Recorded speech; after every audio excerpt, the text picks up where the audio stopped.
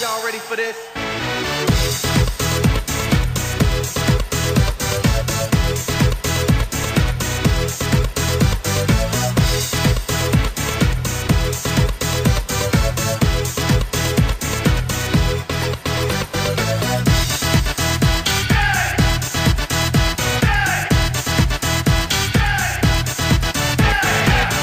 Hi, welcome. Come on in. Y'all ready for this?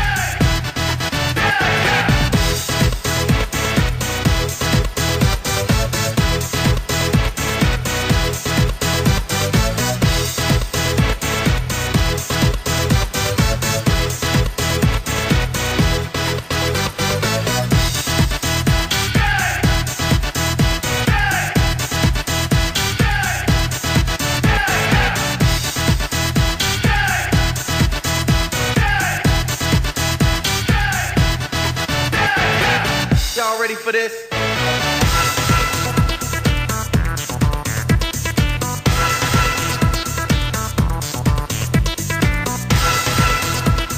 Hi, welcome to my classroom. Y'all ready for this?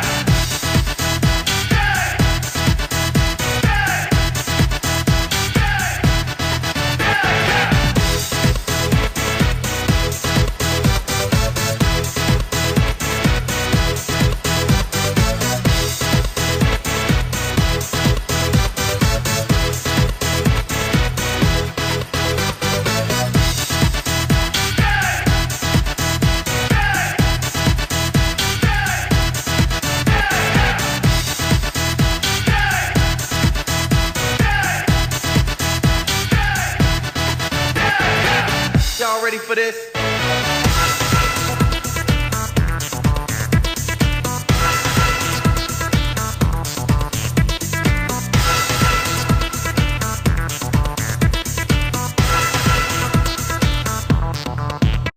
These are the items you'll get in the welcome packet from Mr. French. This is a welcome letter and our new district calendar with changes. This is a quick reference guide for websites and other information. This is information about arrival and dismissal, which we'll discuss in a bit. This is the walker permission form you may need to fill out, important information to parents, and your car pickup card. You will notice it looks different than it normally does.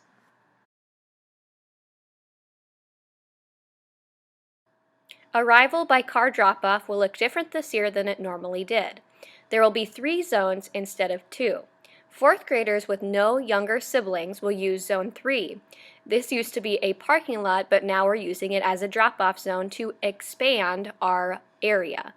Parents will need to turn right from Potter Street into Zone 3.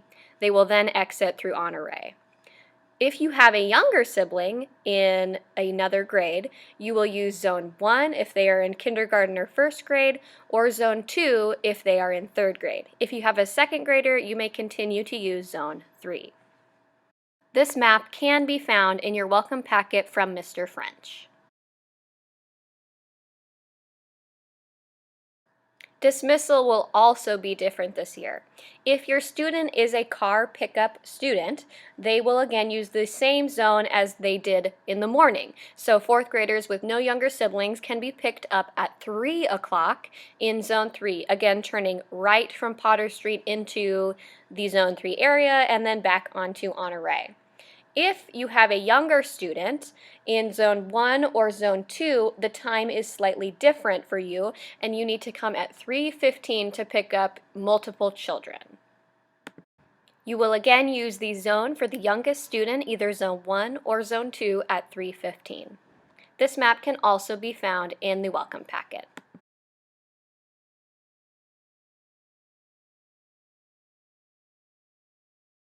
All right, so we are going to be talking about health and safety at Fruitville and what Fruitville is doing to combat coronavirus for our students.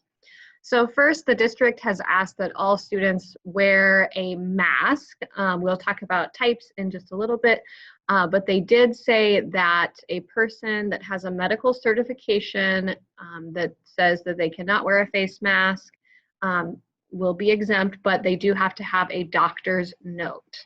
So it cannot be a note from a parent. It has to be a signed physician's note with a certification number. Face shields can be worn in addition to masks, but not instead of masks. So the accepted masks, according to the district, are commercially produced medical masks, like you see in the top two pictures. Also allowed are commercially produced or homemade cloth masks that may look something like these two at the bottom. Masks should cover both the mouth and the nose and fit snugly against the side of a person's face. As you see, the girl on the left has both her nose and mouth fully covered and doesn't have gaps on her cheeks, whereas the three people on the right are showing how not to wear a mask. It should not fall off. You should not leave it under your nose. It should not fall off your nose. I've seen some where they are constantly falling down, so make sure they're snug enough if you need to tie it tighter or do something different with your parts that are going behind your ears or behind your head. It also should stay on your face. So some people leave them hanging off their ear or hanging around their neck, which is not doing what it needs to do. So masks that are unaccepted by the districts would be homemade masks that are knitted or made of a lace or sheer material. They do not block what we need them to block. Gaiters, buffs, and bandanas will also not be allowed at school.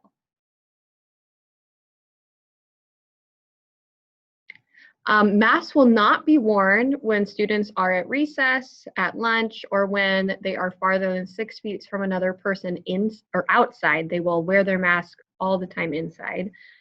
So they will be worn most of the day. It's a good idea to, if you haven't started practicing wearing a mask, it's a good idea to have your student start practicing and build up that mask stamina. It can get kind of exhausting after a while. So just make sure that they are practicing wearing a mask and building up their tolerance to it. Masks should be new and clean daily, whether you are using a homemade mask and washing that, or having a new commercially made mask daily. As I've heard several times, masks should be treated similarly to underwear in that you're not touching it. You're not borrowing or lending a mask to anyone else. It needs to fit tightly, but also comfortably. It should be clean daily. Unless it gets wet or has some other thing, then students will need to change their mask during the day, which is a possibility. You should wear it with the right side out. If there's holes in it, throw away. If it's stained, throw it away. And if it's damp, you'll need to change it. An idea to help your student keep track of their mask during that lunch recess time would be attaching it to a lanyard to keep track of. If you'd like to provide that, you are more than welcome.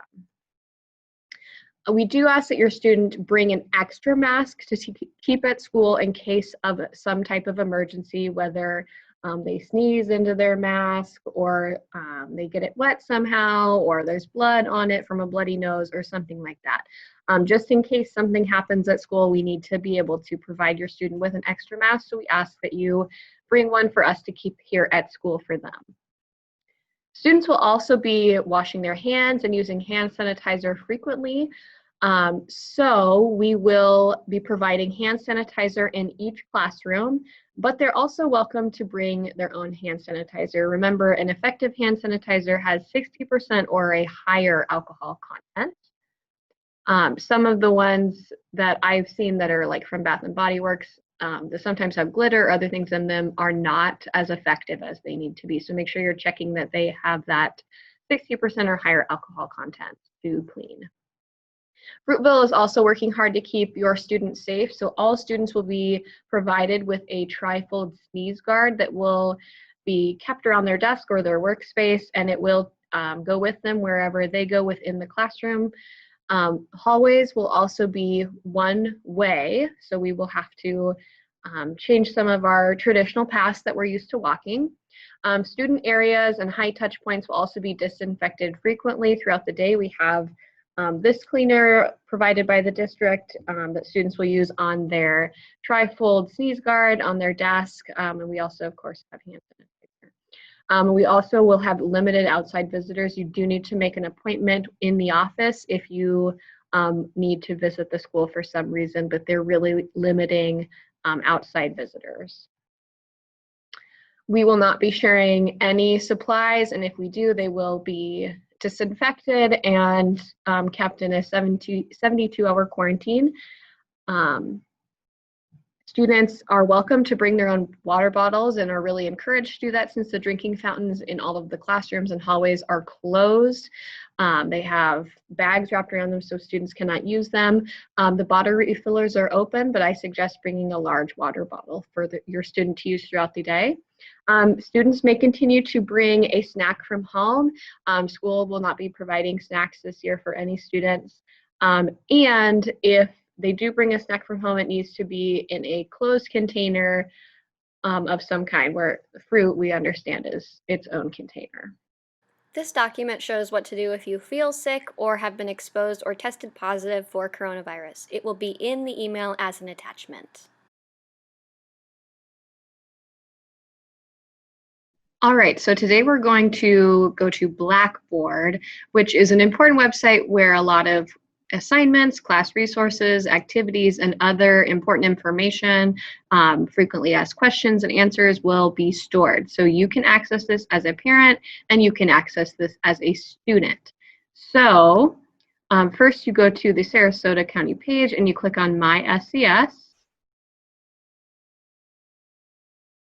Then you will log in with your N number and password. Then you will click on Instruction, and Blackboard is the icon with the 2 B's, so click on Blackboard. And this is customizable, so yours may look different than mine, but you'll click on your selected course. So if I'm wanting to go to my ELA course and see what my assignments are for the day, I can click on this. You will also have other courses such as math, science, and all of your specials will be all in this area where my classes are found. If you don't have those yet, please let a teacher know. I know we are still working on getting students into some of these classes. So from here, there are various places you can go, announcements, links, class information, tutorials, and tech help. So there are tons of informational tabs here that will help you with almost any issue you may have.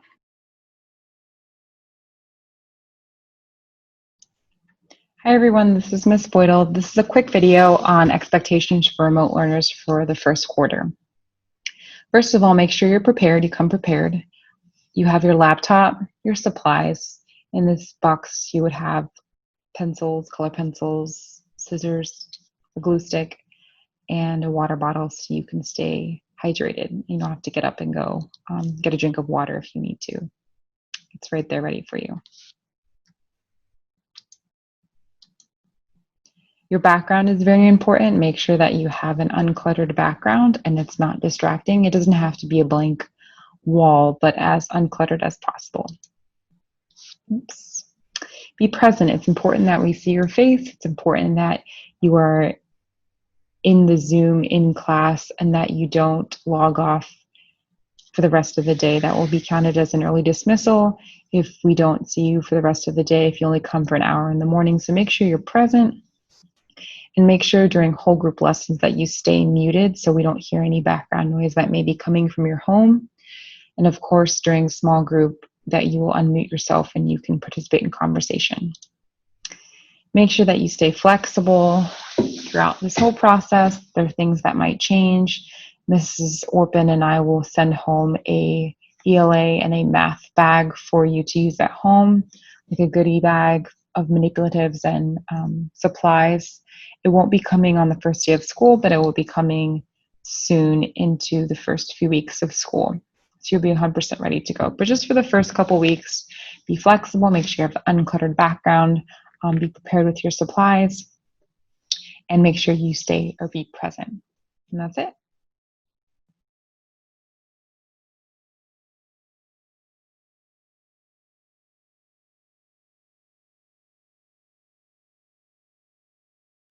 Please email us with any questions or concerns.